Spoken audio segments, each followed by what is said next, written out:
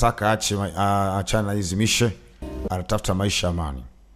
Wakati ule tu jamaa amewasha gari, anaondoka zake bwana Mdee. Kumbuka kuna watu walitumwa kuja kumkamata Kurukutu kwa agizo Ikthbat atiwe sero kwanza kwa sababu maalum na asiachiliwe mpaka mzee aseme neno. Anyway, yuko na picha mdogo wake anacheki, anaona at least anasikia amani moyoni, maana siku baada siku uzito unapungua.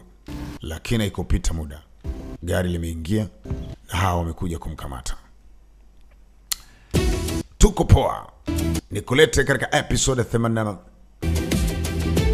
Ilikuwa ni 82. 83 inakuja. Tuko na mashine ya nguvu. 83 hapa inapigwa moja moto moja baridi. Kama kawa, kama dawa, kama kawaida. Wanasema ishu fulu mpaka mbulu kwa mama Lulu. Imeisha hiyo.